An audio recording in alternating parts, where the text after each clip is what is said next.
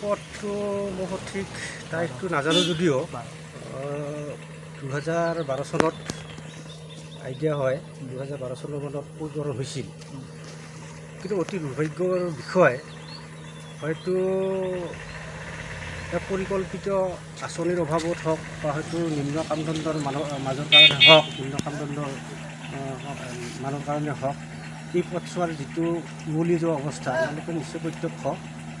আৰু এই পথছোৱা আমাক অতি দুখ লগাকৈ যিটো জৰাজীৰ্ণ অৱস্থা হৈছে এই অঞ্চলৰ ৰাইজে আমি যিহেতু ভুগি আছোঁ কিন্তু এতিয়া কৰিম বা কি আমাৰ হাতত একো উপায়ো নাই যে এই ক্ষেত্ৰত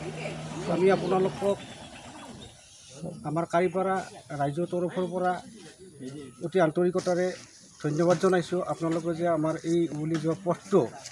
ৰজাঘৰীয়াৰ দৃষ্টি আকৰ্ষণ কৰিবলৈ হওক বা বিভাগীয় কৰ্তৃপক্ষক দৃষ্টি আকৰ্ষণ কৰিবলৈ হওক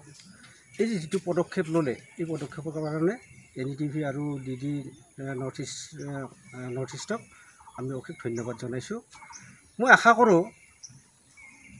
এই পথছোৱা নিশ্চয় আন দিশত যিটো আমি অসম চৰকাৰে উন্নয়ন হোৱা বুলি কয় সেই হাৰত যদি অসম উন্নতি হৈছে বা তেনেকুৱা হাৰত যদি অসমৰ উন্নয়নৰ প্ৰতিচ্ছবি আমি চাবলৈ যাওঁ এই ক্ষেত্ৰত আমাৰ ক্ষেত্ৰত অন্তত মই বিশেষ ক'বলৈ নাযাওঁ আমাৰ এই পিছপৰা অঞ্চলত ঠিক তেনেকুৱা এটা উন্নয়নৰ পৰিচয় আমি এইটো দাঙি ধৰিব নোৱাৰিম কাৰণ এই ৰাস্তাটোৱে কয় যিটো আমাৰ একমাত্ৰ সিধাবাৰী বহতি কাৰিপাৰা সংলগ্ন পথ মূল পথ এই পথটোৰে আমি হাজাৰ মানুহ অহা যোৱা কৰোঁ তাৰোপৰি যান বাহনৰ কথাটো আপোনালোকে আজিকালি জানেই স্কুলৰ ল'ৰা ছোৱালীৰ কথাটো জানেই কেনেকুৱা পৰিৱেশত কেনেকুৱা পৰিস্থিতিত এই ৰাস্তাৰে আমাৰ জনসাধাৰণ মানে অহা যোৱা কৰিব লগা হৈছে অতি পৰিতাপৰ বিষয় কিন্তু আমি কম কাক আমি সাধাৰণ গাঁৱলীয়া মানুহ সাধাৰণ গাঁৱলীয়া ৰাইজ আমি ঢুকিনো কাক পাম তথাপি মই বিভাগীয় কৰ্তৃপক্ষক আমাৰ ৰাইজৰ ফালৰ পৰা এটা বিনম্ৰ অনুৰোধ কৰিছোঁ তেওঁলোকে যদি আমাক দয়া কৰি আমিতো দাবী কৰিব নোৱাৰোঁ তেওঁলোকে যদি আমাক দয়া কৰি এই পথছোৱা মেৰামতি হওক বা হয়তো পুনৰ নিৰ্মাণ কৰি অলপ পৰিকল্পিতভাৱে যদি আমাক দিলেহেঁতেন তেতিয়াহ'লে হয়তো আমি কাৰিপাৰা ৰাইজ অতি সুখী হ'লোহেঁতেন আৰু এই ক্ষেত্ৰত মই অসম চৰকাৰৰ বিভাগীয় কৰ্তৃপক্ষক এটা আহ্বান জনাবলৈ বিচাৰিছোঁ তেওঁলোকেও আমাৰ প্ৰতি সদয় হৈ আপোনালোকৰ এই নিউজটোৱে যাতে তেওঁলোকৰ কৰ্ণগোচৰ হয় এই নিউজটো চাই তেওঁলোকে মই আশা কৰিম তেওঁলোকে আমাৰ প্ৰতি সদয় হৈ এই পথছোৱা অতি সোনকালে মেৰামতি বা হয়তো পুনৰ ৰিপেয়াৰিং ব্যৱস্থা কৰি আমাক এটা যাতায়াতৰ সুচল ব্যৱস্থা কৰি দিব বুলি মই আশা ৰাখিছোঁ যিহেতুকে 2012 চনতে এই পথটো নিৰ্মাণ কৰা হৈছিল হয় তাৰ 5 বছৰ পিছত এই পথটো মেৰামতি কৰা হৈছিল নে মই জনাত এবাৰ মেৰামতি হৈছিলে কিন্তু